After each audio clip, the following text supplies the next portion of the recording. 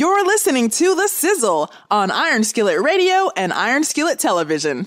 This is the stat man, JB, from the CCP, and I'm rocking with J and G Sizzle.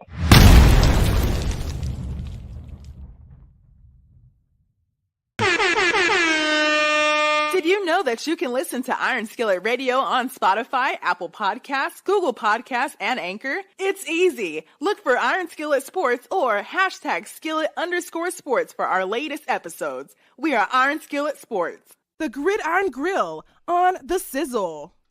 Y'all better get ready to roll, man. So we moving real fast. It's gonna be violent. So y'all put the kids to bed.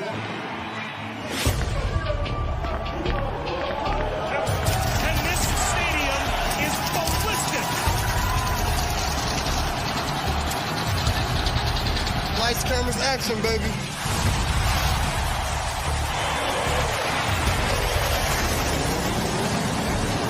Now we've got some uninvited guests to our board. Let's go to the next level. Ain't nothing else to talk about. This ain't over yet. This is all that matters.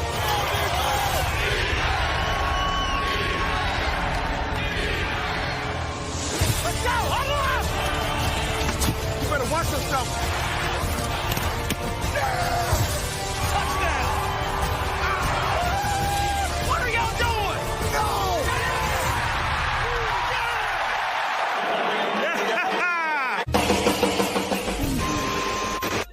You're listening to The Sizzle on Iron Skillet Radio and Iron Skillet Television. You know who it is. You know what it is. It's The Sizzle in the building. And you know we had to talk about the Chicago Bears. One of the most memorable trades in recent history just happened. The Chicago Bears have traded their historical number one pick. And not only is it historical, but now it gets spicy. Now it gets a little hot. Now the pan has a little grease in it. It's some fire because the Bears have traded down to the 9th pick. Ooh, they traded with Carolina. I don't know how to feel about that, but I know we have someone on the line who does. And so we're happy to bring in Chicagoland Podcast.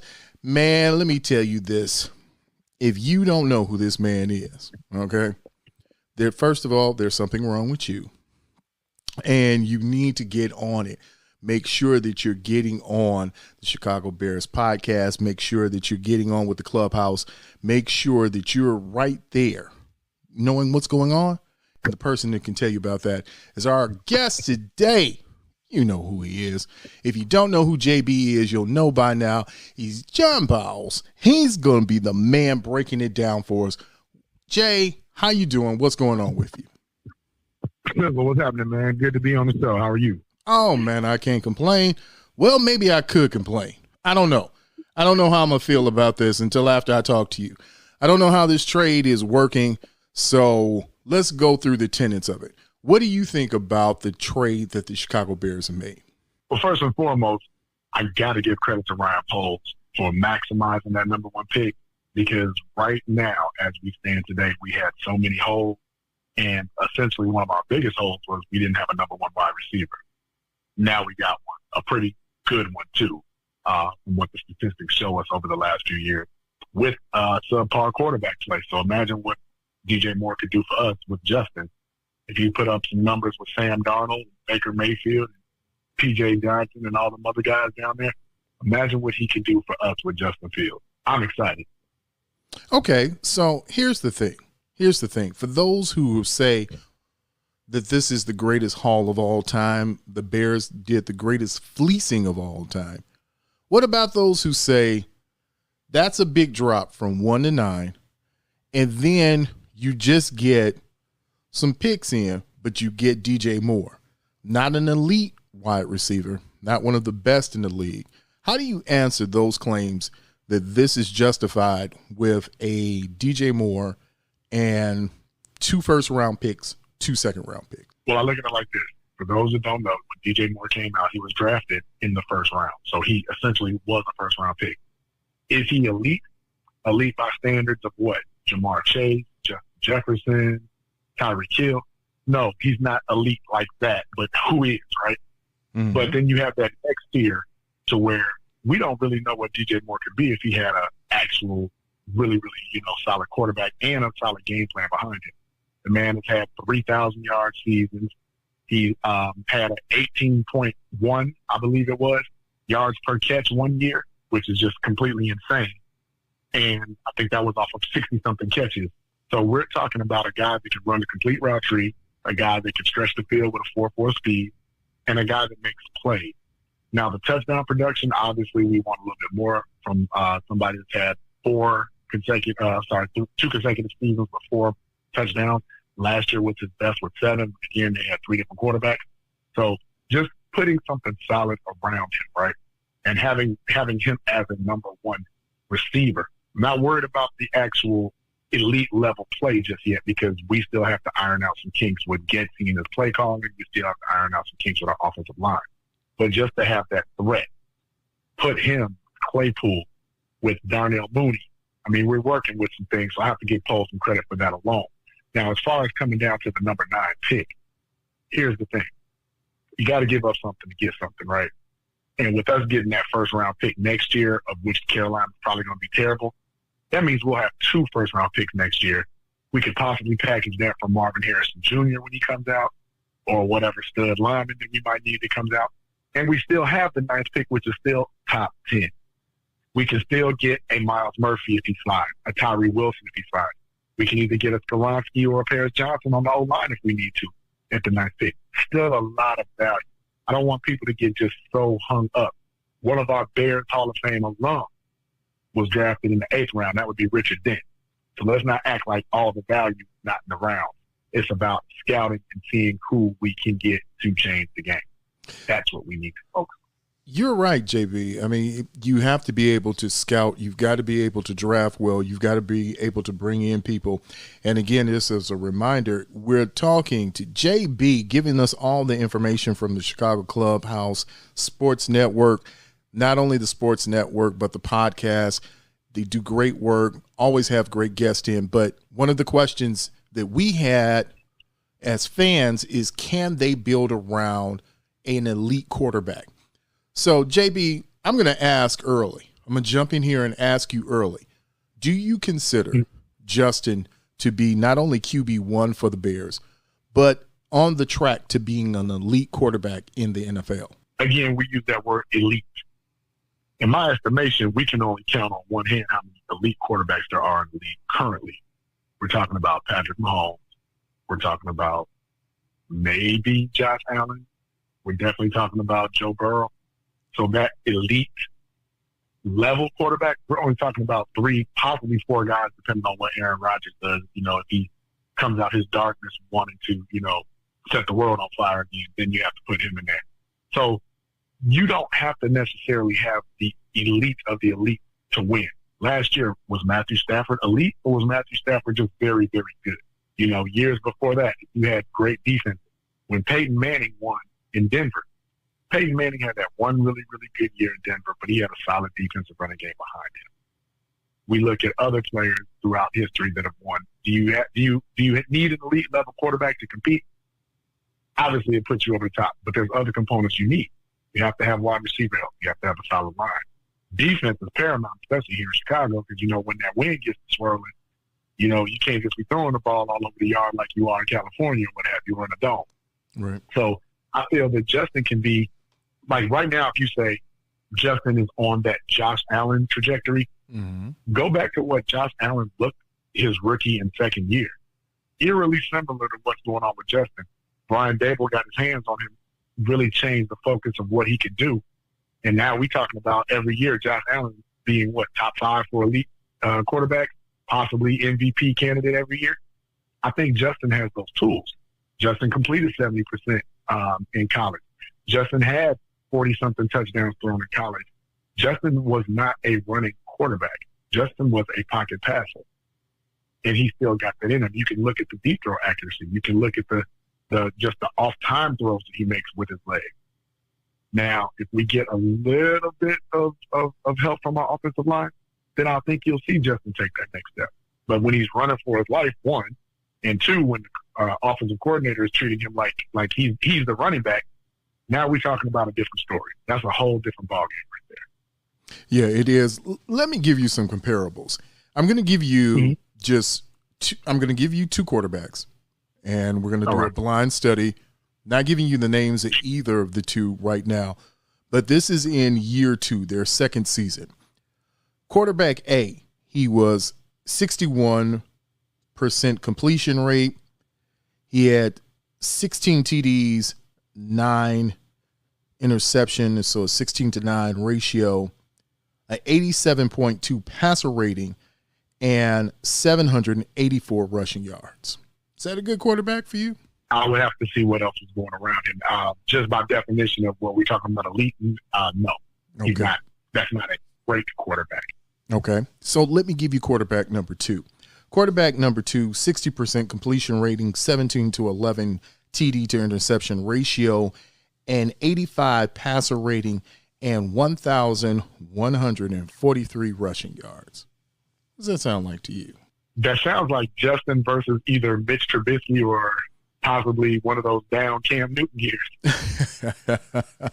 Actually, it's Justin is QB2, but QB1 was Jalen Hurts.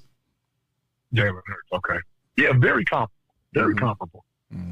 Look, I'm glad you brought that up. Look at what he did this year when they opened up the offense, got him 2 stud receivers, because, I mean, A.J. Brown and Devontae Smith, man, that's a hell of a combination, right? And then you had a pretty above-average tight end with Dallas Goedert. And then look at the line. Philly has, a top 3 offensive line and the number 1 defensive line in the whole NFL. Of course, Jalen should take that next step. So if those are the trajectories that we're looking at, I'm confident Justin can take us to the next level. But I'm more concerned about what else is around Justin. Right. Those are the things, the components now. So with this trade, given that you have DJ Moore now, that you have Claypool, you've got what seems to be the makings. Mooney's there. You still got Velus Jones. You still got some questions. I like Khalil Herbert, but there's still that question about what they're going to do with David Montgomery. Does this look like what you're moving towards? Is this what a top-end offense with skilled players, is this what it looks like? And I forgot Cole Kmet also, to throw him in, and the re-signing of Blossom game. So, all right, now you see all these pieces. Is this what projects, or is this what moves that needle to move Justin into that upper stratosphere? It's the start. They've just scratched the surface on it, in my opinion. We don't know what Chase Claypool will be. We do know Darnell Mooney and Justin had a very good connection, and we do know that Darnell Mooney has been very adequate in this Chicago Bears offense. Even with Matt Nagy, we knew that Darnell Mooney could possibly have some star potential in the slot.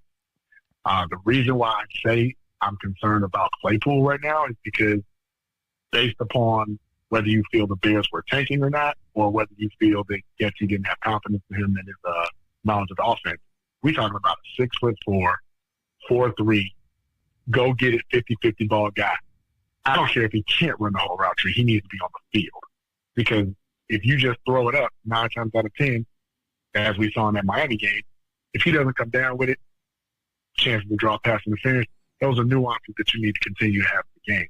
But if he's on the field and all he's doing is blocking, and all he gets is 19 targets, or the vaunted Bears wide receiver screen, which everybody who ever played football knows is coming.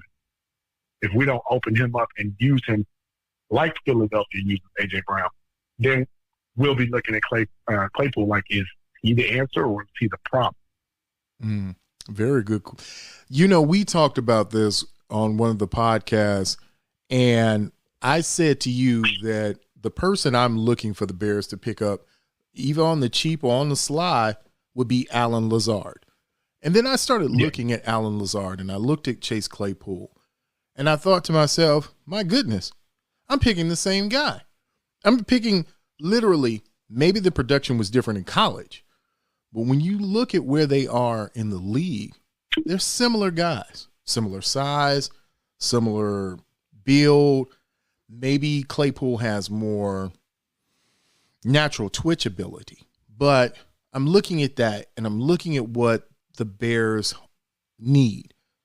to be elite. So the question is, JB, do the Bears need another receiver to enter into that room to make this thing kind of work?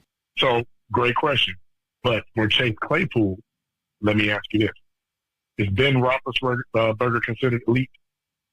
Or was he Hall of Very Good? Because I like to say there's a difference between Hall of Fame and Hall of Very Good. All right. So is Ben elite Hall of Fame, or is he just Hall of Very Good, right? Now, if you ask me that question and put it in that perspective, I would say Hall of Very Good, since you gave me another one, because it's like down the street. Or maybe it's just around the corner. It may not be right in the Hall of Fame, but it's there. Right. Somewhere near there. He's knocking on the door, right? Right. He's at the back door trying to get in. But if the Hall of Very, because that's where I would put one of the Manning brothers. That's where I put a couple of other guys. They're not great, but they were really good. Absolutely. So with that said, and that concept on your mind, right? What did Chase Claypool do with Ben Roethlisberger his rookie year? I'll tell you what he did. He had 11 total touchdowns, 9 receiving, 2 on that vaunted jet sweep that we also like to run with Dallas Jones right now. Again, you know it's coming. I'm going to keep saying that because their offense is super predictable, whether you call it tanking or not. But we'll touch on that later. But you can't tell me that a guy comes in from Notre Dame as a rookie, gives you 9 receiving touchdowns, 2 on the rushing side, 11 total, as a rookie, with a Hall of Fame caliber quarterback. You can't tell me that kid can't play. You can't tell me that kid can't be at least 1A, 1B, top tier level 2 for us. But you got to put him on the field. One thing that we saw about Lazard, when Aaron Rodgers threw Lazard the ball, it was like, okay, they're starting to bring a little connection together. They're starting to, make a little magic. But he had a whole receiving core, but the same offense. Justin, for the first time in the last 3 years, will have the same offensive coordinator and will be able to work in the same system. I think that benefits the Bears. Does it not? I think it's a big benefit for any quarterback. I was listening to some talk earlier about what's going on in Dallas, and now the offensive coordinator is cut loose, and the head coach is saying, finally, we get to run my offense through my eyes and my lens. And I think that ability to have a quarterback have familiarity not only with the head coach, but know his philosophy, especially if you got an offensive head coach, that helps you along in this progression. So with that said, where do we stand on what's going on with Luke Getsy? Is he the man that's going to be there under that helm to lead Justin, or are we still an offensive coordinator away? I'm going to be that guy. Many of them may not like my take on this, but that's fine. I don't think Getsy is the guy, and I am on record for saying we never should have picked up Getsy. You have a rookie head coach, first-time GM, first time the Bears have ever had an assistant GM. You got a lot of scouts that are, doing the first or second year with the Bears. You have a defensive coordinator who last time he was a defensive coordinator had the 30th ranked defense. So it's a lot of new pieces and new motor, and I'm not saying that you can't get a new guy and come in and have success, but we're talking about Luke Getsy, who A, never had called plays before, B, was a glorified, QB coach / passing game coordinator for Correct. Aaron Rodgers. Now, come on now. Did he really do anything for Aaron Rodgers? Or did Aaron Rodgers just say, sit back and enjoy the ride, guy? Yeah. Like, that particular person, I would have liked somebody with a little bit more experience, somebody that definitely was able to open up the passing game. And as you saw, be it a rookie or not, we saw what Brian Dable did with Daniel Jones as a rookie head coach. And I'm clamoring, what if we had Dable right now, with that offense? What would we look like? Because Justin's way better passer than Daniel Jones. And Daniel Jones had a season that was good by his standards that garnered him $40 million. So imagine if we had somebody on the offensive coordinator side that could actually open up the offense, take some more shots, which Justin is good at, taking shots down the field, and stop running him so much. SIZZLE, every time he runs, I almost cringe because I remember how good Cam Newton was until he got that shoulder injury. Right. And it seems like he just never came back from that. And you're talking about pounding after pounding after pounding, whereas a running back may be conditioned for those hits. A quarterback, I don't care if he is 6'3", 230. Justin wasn't getting hit like that at Ohio State. No. And we saw what he looked like in Nagy's first system. That system, curl, flat, which was made for Andy Dalton, not for Justin Fields. And you saw what happened to him. So are we going to subject this kid to being Lamar or being Cam? And I'm not saying that, Lamar, obviously dynamic, MVP of the league. Lamar ran all those yards, but also led the league in passing touchdowns, which means they were throwing the ball. At least that one year he won MVP. I don't see Gessie doing that. I see Gessie doing a lot of quarterback sneaks when he shouldn't have. You have Corey Blasingame, who was a Bull, and David Montgomery, who holds the NFL record for first break tackles, right? That's right. Why wouldn't you just say, hey, we're on the 1 yard line. Blasingame and Montgomery, go score. I don't need Justin getting ridden out of bounds to land on his shoulder, to land on his wrist, to land on his ankle. It's like, when does common sense come into play? It's like when Pete Carroll didn't give the ball to Marshawn Lynch in the Super Bowl. Like, how stupid was that? Every play, Marshawn Lynch on the 1 yard line. They win a Super Bowl. Like, we can't continue to get these guys that think they're the smartest guy in the room. And next thing you know, Justin's in a walking boot. Or Justin's missing the game because his UV joint is hurt. To answer your question in short, no, I don't think Gessie is the man. I would love to be wrong if he changes his philosophy and comes out on fire next year. I would love it. But Justin in this running game here in Chicago with that line is not sustainable. Not at all. It's been a big question, and it's one that we all, and until we see some, as you said, there has to be some change. For me, the way I saw it, it was a cop-out. It was an easy out to say, look, go ahead, run the ball. We'll make it run. We'll make it work. And you have the weapons. And maybe that's my thing with David Montgomery, is he wasn't utilized in the way he should have been, which mitigated his impact on the field. Now, I'm not saying anything about the clubhouse. I'm not saying anything about that locker room. I'm just saying on the field, you look at it and you're like, I can find better. You could get something better than what David Montgomery is offering. But the counter to that is, was David Montgomery being used the right way? And is this offensive coordinator using any of his skilled position players? Claypool, Fields, Montgomery, Kmet, are they being used the right way in this system? So, JB, before we go to break, let me ask you this. If you had an offensive coordinator that you could pick up and put in and plug and play right now, what type of offensive coordinator would make this Bears team run? What would make this engine go? Ooh, that's a tough question because, like kind of like in boxing, right? Styles dictate fights. I'm actually going to say I would need a quarterback coach and a offensive coordinator who's probably like 60-40 pass to run, only to, kind of break up them waiting on Justin running. So somebody that, like, of course, like, this is not possible, but like if we had like a Kyle Shanahan type play caller, if we had, let's see, that's tough. Okay, do you remember Tom Moore, who was Peyton Manning offensive coordinator, right? Right. It was Peyton Manning, Edgerrin James, Marvin Harrison, and them guys. That was a great balance of off the chart level passing, and then you still have Edgerrin James that can give you 2,000 yards all purpose through the passing in the rushing game, right? So somebody like that, I think his name escapes me. I actually wanted him to get the offensive coordinator position or head coach position. He was former coach quarterback, offensive coordinator, Jim Calhoun.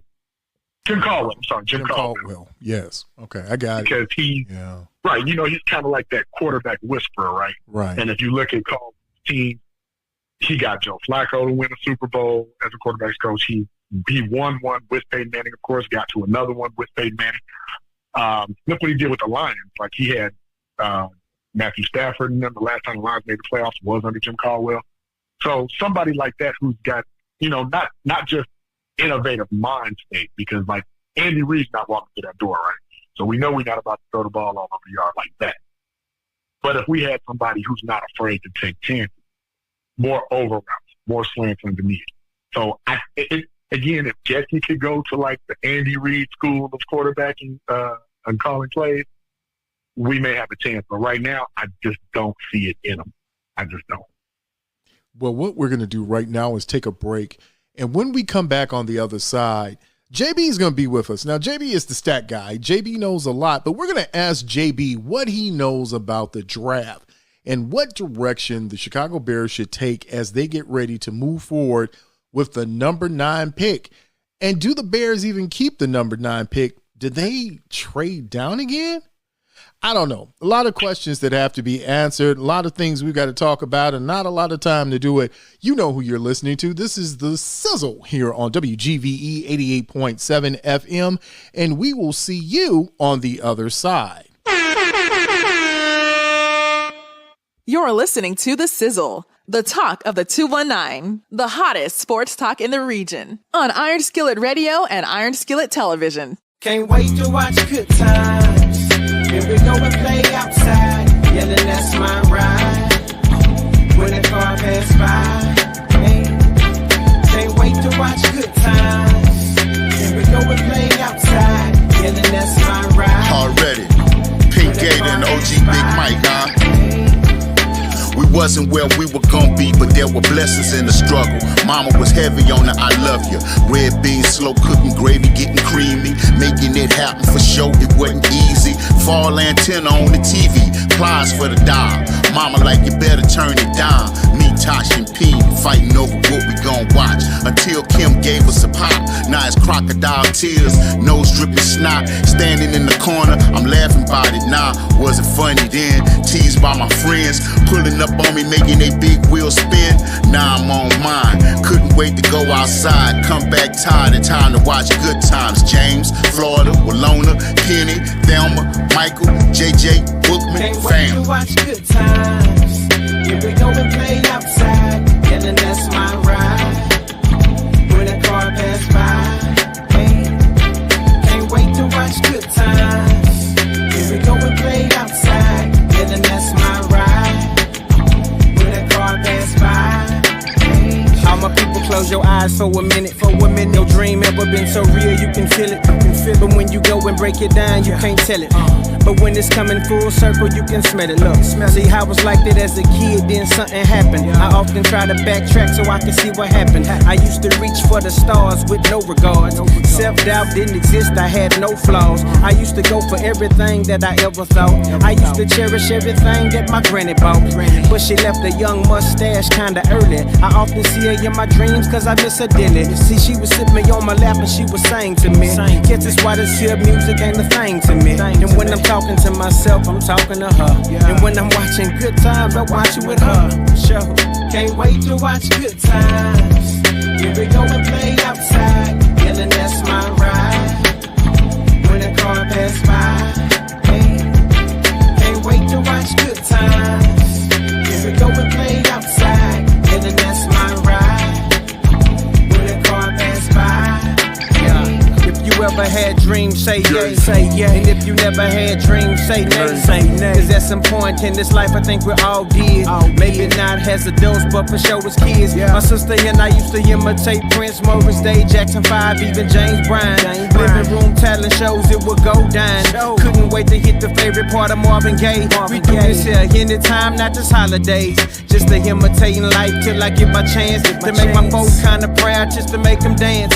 Hip hop had me hooked, that's without a doubt. Since I seen that crush grooving since the Johnny House. Curtis Blow, Fat Boys Run DMC. LL and Sheila E, that's all I had to see. I recall writing rhymes in my textbooks. Damn, good times, man. Can't wait to watch good times. Here we go and play outside, yelling that's my ride. When the car pass by, hey. Can't wait to watch good times. Here we go and play outside, yelling that's my ride. When the car pass by.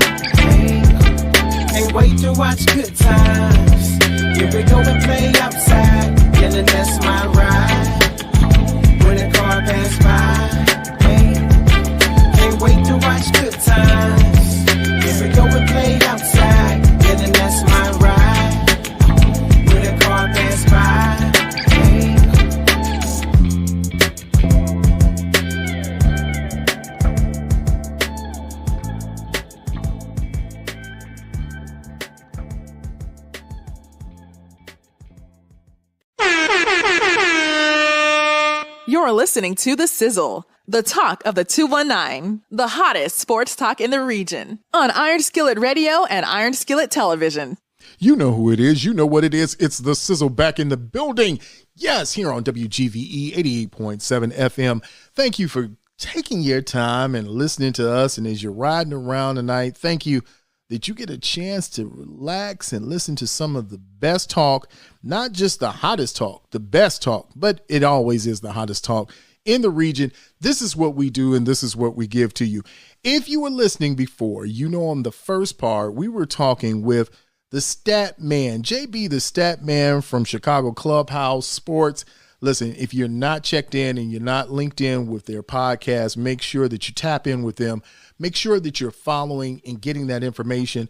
And in fact, JB, if listeners want to catch up with you, they want to know how to get in contact with you, follow you, know what's going on with Chicago Clubhouse and with you, how do they get in contact with you? Great question, Sizzle. Thank you for that. So they can always reach me at the Chicago Clubhouse Podcast via Facebook, via Instagram, and even Twitter. If you want to reach out to me individually on Facebook, that would be simply JOHNBOWLES, John Bowles. And I'll have a lot of interaction on a lot of Bears podcasts and a lot of Bears groups.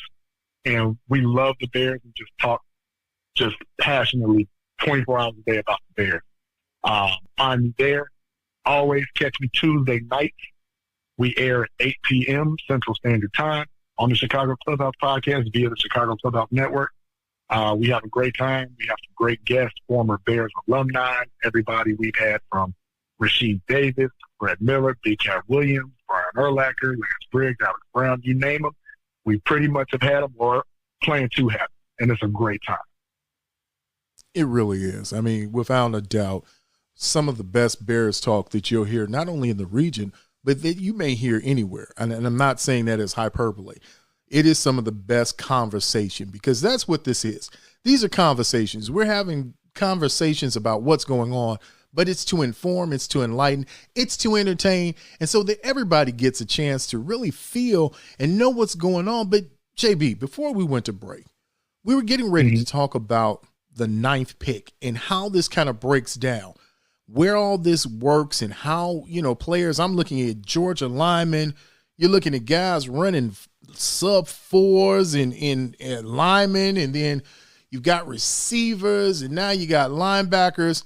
And I'll make the statement, obviously, Ryan Poles does not value the linebacker position like we as the general fan or general public does. Because you look at it, if the Panthers gave you a good player, the thought is their linebacker is better than their receiver. But you've got a theory as to why the receiver is the best market value for the Bears right now. He's the bluest player. So if we're talking about DJ Moore, what makes this deal, and that's this the way this whole thing is structured, what makes this special and good? So for one thing, great question again. So for one thing, it's cap friendly. Now I know people are saying how is paying a receiver that's not top 5 or possibly even top 10 statistically, how is that good value? How is that cap friendly? Well, DJ Moore was owed $52 million coming out of Carolina, right? And we're only picking up $20 million of that 52. So right there, that's a discount, of which we're only paying fully guaranteed this year. Let's say the DJ Moore experiment doesn't work. Eberflus is a lame duck coach moving into next season. Okay, we might have to have somebody to come in and tweak it a little bit. Losing DJ Moore only cost us $1 million against the cap in 2024 and $0 in 2025. With that being said, that value, as we all know, you have to pay for top-tier talent. Is DJ Moore top 5, top 10? No, but is he top tier? Yes. I still have to give him, anytime you get 1,000 yards with that cluster of quarterbacks that we mentioned, you got to give the kid some credit, right? Now, one thing that kind of supports what you said, Sizzle, is I wanted to keep Roquan at $20 million. People laugh and it's like, oh, he's not worth $20 million, blah, blah, blah, blah, blah. What does he do? He goes to Baltimore, makes an All-Pro, makes the Pro Bowl, and gets his $20 million. So I guess it's all about what do the ownership / management see in value in players now? Or is it just like, hey, when you have generational talent, game-changing talent, keep them in-house? That's what I think. When we talk about game changers, we talk about general players and where they fit. And kudos, man, shout out to Ryan Poles. I have to give him that, because that information of understanding what this contract looks like with DJ Moore, you're literally looking at two players. If you're talking about your number 1 and number 2 receivers, if it doesn't work, by 2025, they're out the door, no money, no harm, no foul. You just move on and you keep it moving. But with that said, Justin has a receiver that he threw to that's going to be in the draft. There are linemen there. There are some hybrids, but more they're edge rushers that are in the draft. Now at number 9, if you're making that decision, if you're the assistant to Ryan right now, JB, what do you advise him? How do you advise him to keep this moving, to build around Justin and what they're putting together? So that's where it gets tricky, because without us knowing what his focus is free agency-wise, because obviously letting the cat out the bag, we wanted him to go and get Deron Payne from the Commanders. Right. We talked about that. We talked about that. 10, 11 tackles, run stuffer, just total, complete havoc creators down there at 3 technique. With that not being available and us dropping to 9, which what we spoke about, you can get great value. I have to still go D-line. And if I get down to 9, I'm not worried about Will Anderson. For those that think, I'm sorry, we can get into that later. I'm not worried about Will Anderson. But if I can get a guy like Miles Murphy, and I'm going to be honest with you, if Jalen Carter is still available with his recent indiscretions, off the field, whatever, I would still take a flyer on him. Now, by chance, if both of those are gone, I got to go ahead and get Paris Johnson because of the familiarity with Justin at Ohio State. Paris was his left tackle for 2 years. Paris Johnson was very good. Very good. I think he's the number 2 or 3 overall rated left tackle in the game. Now, what does that speak for what's the name? Braxton Jones? I think we would move Braxton Jones to the right, possibly see if we could platoon him at guard somehow, maybe grab one in free agency. I don't know.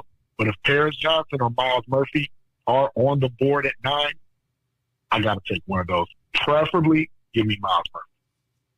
That's a good, now that we're here, let's talk about this whole thing with Jalen Carter. I'm not saying he's the second coming of Tommy Harris. That in some way it seems like blasphemy to even intimate it right now when we're talking about a young man who's never been on the field professionally. But I'm not focused so much on the incident taking place. What I am concerned about is this a telltale sign of his lack of maturity? And has he consistently made these? Because this isn't just I can understand you walked out the store with some crab legs. Somebody told you, hey man, go ahead and get you a pack of crab legs, and you walked out the store. Okay. But you were in an incident where lives were lost. There were cover-ups. It was right after an event that should have been the biggest moment of your life at this time. Is this an indicator of his poor decision-making? And how will that play as a professional with multi-million dollars in a city like Chicago? So to take sports out of it, had any one of us regular Joes done that, we probably would be looking at some serious time, right? And I'm saying that the state of Georgia knew about it. The college knew about it. It's on record stating that the parts of the personnel staff was available that night and were on the scene with the accident. This is not the first time that Jalen Carter had been caught driving sports cars at high speeds and everything. But before we get on the kid who probably had never seen, things to that magnitude, what does that speak about the people that are A, allowed to be around him, or the people that Kirby Smart put around him? Right. If my assistant strength and conditioning coach or my scout is supposed to be my quote unquote handler, hate that word, but I think it's appropriate for It's this apropos, conversation. yes, for this situation especially. For this situation. Why am I putting myself in this situation? Why am I putting him in that situation? My job is to keep him out of trouble. Back-to-back national championship winners. We're having a great time. We're having fun. Hey, I'm anywhere from 1 to 2 to 3 in the draft. I'm about to be a multi-millionaire. We partying. I don't know how I got this sports car, but I'm driving it. Hey, man, why don't we go party where it's a little bit safer? Let's get out these streets because we just won. Everywhere you move, somebody's going to be like, oh, there's Jalen Carter, camera. Up there's Jalen Carter, photo opportunity. Up there's Jalen Carter driving really fast on a sports car. Bam, he's in trouble. That in no way, shape, or form should happen. You never, ever let the person that's the golden goose, the golden ticket, you don't let him put himself in that position. So I have to fault his lack of judgment from being a young kid, but I also have to fault the people that are around him, supposed to be taking care of him. Because I would never let that happen. If my son was in that situation, hey, man, come on. We out of here. Take your drink, take your friend. You know, we can go somewhere more secure and have a party. You don't need to drive a fast car down the busy street, the downtown streets of Georgia. You know, like, why? But is that a character flaw or was that just an in-the-moment flaw? You spoke about the crab leg incident. We can speak about the underwear incident. We know many basketball players who've lost their scholarships. So Randy Moss was in trouble. Allen Iverson was in trouble. They got to the league and they became productive citizens. They kind of got that edginess that made them look like rebels, but they really weren't. You know? So I think the kid deserves a chance. I think now, here's the thing. I like him because he's a disruptor. Now, you mentioned Tommy Harris now. Now, we're talking about elite tier 1, tier 2. Jalen Carter is not Tommy Harris. Jalen Carter is not Aaron Donald.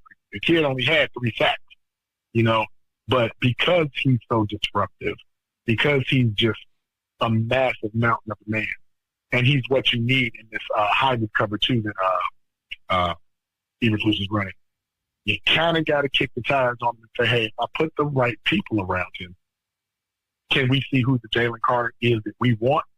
Or do we see is the Georgia Jalen Carter who he really is? I think the jury's still out. You know, it's funny. We talk about this, especially when we talk about our sons. And one of the things, as becoming a newly minted grandfather, and talking with my son the last week, I said one of the things about parenting is the key is sometimes we have to protect you from yourself. You have to protect the asset from its own liabilities.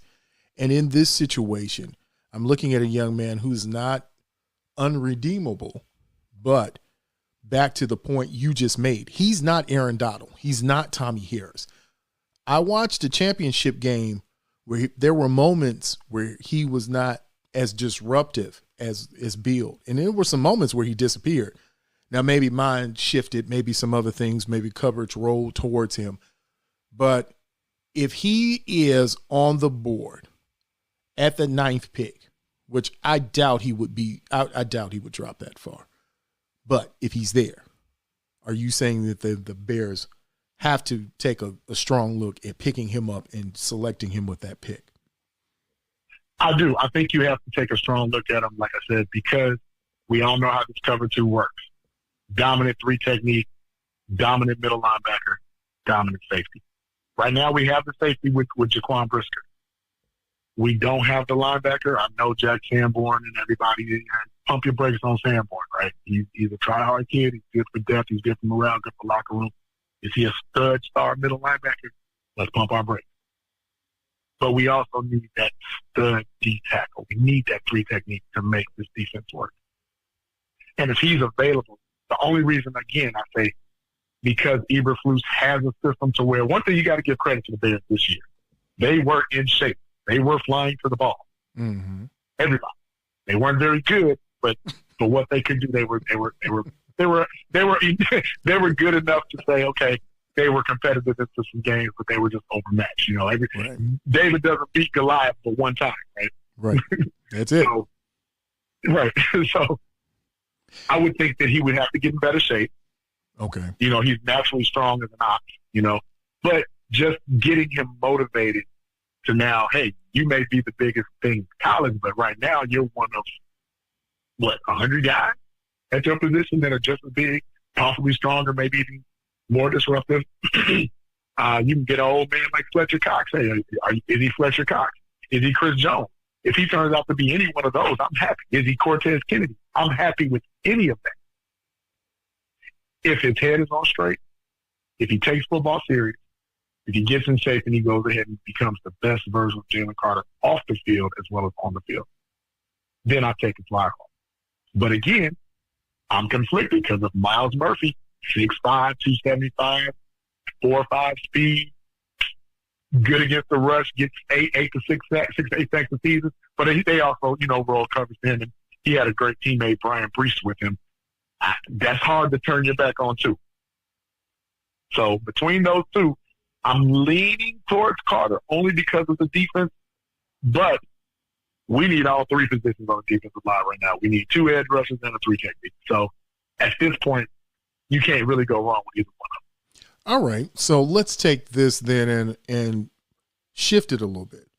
We've heard what Ryan Poles has said. He said he's giving you really a blueprint of what he believes are the power positions. He did it last year in a draft where you did get Brisker, where you saw that Ryan Poles has a clear vision that the line is important on the trenches, either side. But one thing he's really particular about with his skilled players is that cornerback position. So you're at number 9. There's a young man on the board whose father was a preeminent player, and you get a chance to pick a Joey Porter. Let's say both of the linemen we just discussed are gone. At number 9 is a Joey Porter. Is he a number 9 pick for the Chicago Bears? And I like Joey Porter Jr. too, man. Man, you got to do me like that, too. Yeah, we gotta make it hot, man. It's always got to be spicy here, baby. It's got to be hot out the kitchen. You know what? And I'm not mad at you. Again, we talk about pairings, right? That's right. Joey Porter Jr. played at Penn State. Like, I would say this: Is he ninth pick caliber? Absolutely. If we were to grab Joey Porter Jr. to bolster that defensive backfield, I challenge you to say, what do we do with Kyler Murray? What does that say about Kyler Murray or Jalen Johnson for that matter? Have we given up on them? Have we decided that maybe we make Joey Porter Jr. our nickel, which is also a very important position? And today, remember I said it's a hybrid cover too. So that nickel position is very important.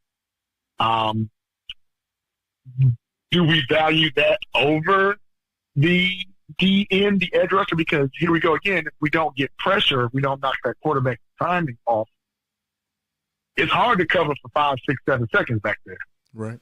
So with what we currently have with now, first of all, full transparency, I feel that Eberflus and Alan Williams did Conley Gordon a disservice by playing him in nickel when his whole career he was a shutdown, outside lockdown corner. Why you get him now and you put him in the position he's never played before, that's beyond me. Again, the smartest guy in the room thing, and you see that was pretty dumb because when he went to the outside, he started looking like that college guy again, right? Mm-hmm. Joey Porter Jr., I'll tell you what, if he's available, I think we have the 51st pick. If he's available in the second round with that 51st pick, I'm going to grab him. Definitely. You think he's going to make it to the second round? It depends on what other teams need. And if you, I don't know how much you paid attention to free agency this year, but there are some pretty good cornerbacks and cornerbacks of note that have been let go. Guy from the Ravens, guy from the Steelers, I think his name is Webster. Jalen Ramsey. Like, damn, that's the top corner in the league supposedly right now. Right. So I think you can pick up some good value free agency with some of those teams as opposed to just spending that number 9 pick on Joey Porter Jr. But again, like I said, if he's available, he's definitely on my board. He's definitely on my board. Well, okay. So that's our board. That it's really hard to talk about the draft when you have free agency looming. And free agency will be next week. The doors open. The legal tampering time starts, and then the full signing starts. All right, JB, at least give me 4 targets, and I'm putting a lot on you.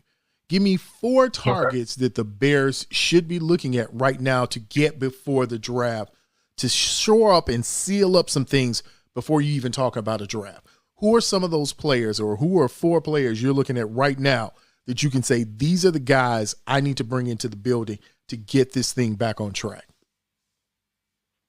Number 1, I'm looking at Javon Hargrave. That's number 1. If he's available, I'm looking at him. Number 2, although he's a little bit aged, I have to look at Fletcher Cox, because we need that D tackle. I believe Fletcher is like 32 because of how important linebacker. We talked about linebackers. We need some linebackers. Levante David, he's available from Tampa Bay. Right. So he's got to be on my list, like super, super high on my list. And then just for me, I like Mike McGlinchey, man. I really do. If you watch the 49ers play, regardless of what running back is back there, what quarterback is back there, whether Deebo Samuel is running the ball, their offensive line play has been stellar for like the last 3-4 years, man. Like, I like Mike McGlinchey. He would be somebody that's top on my list. He could solidify that right tackle position, swing Borum over to left tackle with an aging Cody Whitehair. We don't know what we're doing with Alex Leatherwood yet. He's kind of like the unknown. You still have Tevin Jenkins, who I say was the Bears' best offensive lineman last year, by the way. And I think you can do something. Plus, you finally get some veteran presence in there. Like, this team is so young, and you know player sports and do anything that you do in life. You kind of need somebody that's been there to lean on, to kind of, say, hey, kid, this is what this means, or this is what this, when you look at this. Because right now, when you're a bunch of rookies going out there and guys that were, I'm 3-4 years in the league, but I've only played 5 games in my whole career. Like, those guys are not – you're not going to win with that type of talent. Not saying they're not talented, but you're not going to win with that type of talent. Okay. So why are the pundits so down on McGlinchey? Why is it that everybody like, man, I don't know. I wouldn't bring him into the building. And then the question is, well, why is San Francisco letting him go? What if he's great? Why is he available? That's all. That's the question that has to be answered now. If he's great, and I'm not saying he's great, I'm just saying if he's good, why is he available right now? So you could say he's good because I'm sorry. You could say he's not great because what I think he was the number 10 overall pick. I want to say like in 2019 or 18. Like, he's young, right? Mm-hmm. But he didn't. Did he turn out to be Orlando Pace, Quentin Nelson type? No, not yet. But then remember, at 21, he also had a quadriceps injury. Mm-hmm. And when you're a lineman, that's a pretty significant injury. Right. You need the quad to keep it moving.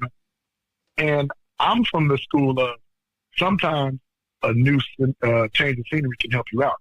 And when he played, I didn't see him getting pushed back. I didn't see him getting overly beat, and just manhandled up front. Remember, he had to go against Aaron Donald twice a year, and 1 year 3 times when San Francisco played them in the playoffs last year when the Rams won the Super Bowl. So he's used to playing against just straight maulers. And with him, he might be a little bit cat friendly. Somebody might say, I don't know, but you were this top 10 guy, and you really looking like a 5th rounder. Hey, I'll give you a couple of guarantees here and there, some incentives with games played, and maybe that, $10 million turns into 14, 15. But he's better than anybody we have on the line currently. Mm-hmm. And he's been there. He's been battle tested. He's been to NFC Championship games. He's been to a Super Bowl, played against the Super Bowl. Like, why wouldn't we want to take that guy? The guy that I don't want is Orlando Brown. That's who I would be concerned about. Okay. All right. Walk the listeners through. Why is not the greatest lineman of all time right now at this moment? Why is he not going to be a Bear in JB's world? So then I see your talent, and I raise you this talent. Okay. If Orlando Brown was so great, like you just said with Mike McGlinchey, why is it that the greatest offensive-minded coach in the NFL history right now, currently, to date, is going to let him go when you have a guy like Patrick Mahomes back there who you absolutely have to be protected? Why? And I'll tell you why. If you look at Pro Football Focus, which I hate, their grades are like the worst grading system. It's like a bell curve in reverse. It is. The only reason, to me, and I'm not saying Orlando Brown is bad, but the only reason he's as high as rated as he is because look at what Patrick Mahomes can do. Okay. Right. Remember when Orlando Brown was blocking for Lamar, it was similar thing. Every time they roll the other way or hot route right to him again. Not saying he's bad, not saying that he's not a top guy. Is he a Trent Williams? No. But who is, right? Is he a Mekhi Becton? No. But again, who is?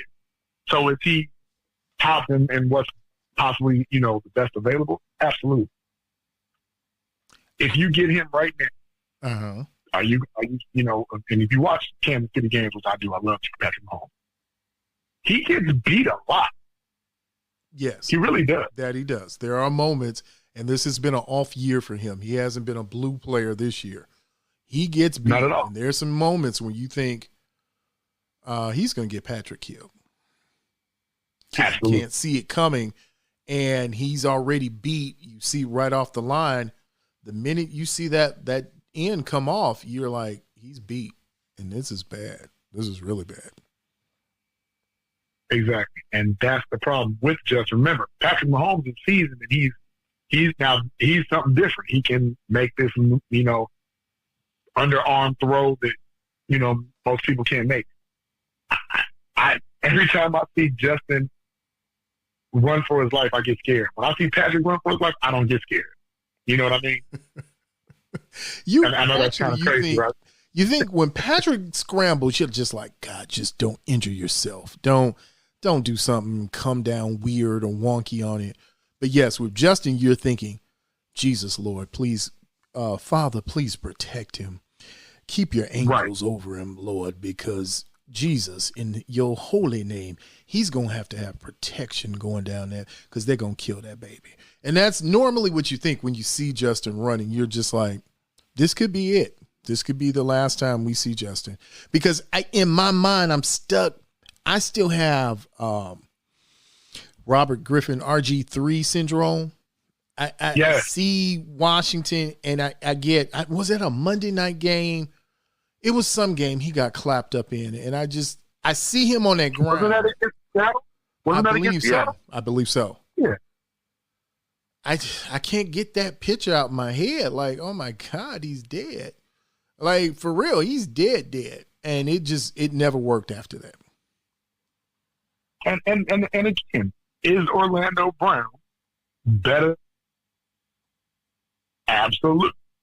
Come from a lineage? Absolutely. I mean, and he's like 6'8", 350. Like, he's a big kid. Mm-hmm. Is he going to make our line better? Absolutely. Now, I ask you this since we talk about the $20 million. Okay. Are we ready to reset the market with Orlando Brown? No. I don't think Ryan Poles would reset the market. I don't think he would allow it. I don't. As a former lineman, someone who's an executive, I don't think he would do it. And remember, he was not a free agent. He was traded from Baltimore to Kansas City. Like, literally traded. To me, that's telling, too, because why would you give up on a kid in 2 years that quick? A left tackle. A left tackle. Generational talent left tackle, supposedly, right? So why would you give up on him after 2 years? And now he's been franchised already. So he's looking for some big bucks. Again, would I love to have him? Sure. Am I looking for him to be his dad? I don't know, because, his dad was pretty good too. Right. Very good. Very good. Which really gets us to this point. But I know it's coming to that time. We got to say goodbye. I know you got things to do. I know we got to get in these streets and get moving and grooving. But what's the one thing that you want the listeners to, as this week, this free agency week is approaching, what is it that you want people to pay attention to when it comes to the Bears as moves are being made this coming week? I would say pay attention to what Ryan Poles does with the offensive line first and foremost. Not so much the defensive line, because to me, that's something where you have to get young and productive and then get a veteran that you don't have to necessarily sign on day one. But watch what he does for the line, because unfortunately, when you look at the line that Ryan Poles has either drafted with his first draft or have brought in through free agency, none of them really have panned out. And I'm only giving Braxton Jones the benefit of the doubt because he's a rookie. Not about the fifth round stuff, because like I said, we've seen people go in the 5th, 6th, 7th, 8th round, be very, very talented, and go on to be Hall of Fame. So I'm not so much on that. But if you're willing to pick a left tackle in the draft or in free agency, that's telling you that maybe they're not as sure about Braxton Jones as we think they are. Mm-hmm. Watch for that. That's my one sticking point. I will watch how he moves with that. I like it. In fact, you know what? If you got time, and because we always have the time for you, JB, we want to have you back on the show. Let's try next week and see, after that first wave, see what's going on, and we can give some pointers on what they should be doing, but we can also see what they have done and how it's impacting what they're going to do in the draft and how that's going to culminate to next season. So all that comes together. So listen, before we go, JB, make sure that you give the listeners how they can get in contact with you and follow you again. Absolutely. So you can follow me on the Chicago Clubhouse Podcast Tuesday nights, 8 o'clock. We air on YouTube. We air on Facebook. Like and subscribe. Join our podcast community. You can also see me directly on Facebook at John Bowles, JOHNBOWLES. All we do is talk sports, and more sports. So if you're a sports head like I am, you might want to be where I'm at. And yes, SIZZLE, I would love to come back on next week. Absolutely. Yeah, man. Well, we would love to have you on, and you will be on, and we're going to pencil it in. In fact, we're going to pin it in to make sure that you are back in the building. Ladies and gentlemen, that's John Bowles of the Chicago Clubhouse Network. The industry, it's becoming the thing. If you're not tuned into their podcast, make sure you tap in with them. You know who it is. You know what it is. It's the SIZZLE here on WGVE 88.7 FM. And when we return from break, you know what I got to give you? I got to give you the G-SIZZLE mix. That's right. I made a mix especially for you. And in fact, because it's Women's History Month and we just had Women's International Day, listen, this is young ladies, talented young artists. I'm telling you, this mix is banana. It's off the chain. You got to listen to it. And if you don't, then there's something wrong with you and your friends and your family. But we're going to get you right here on WGVE 88.7 FM.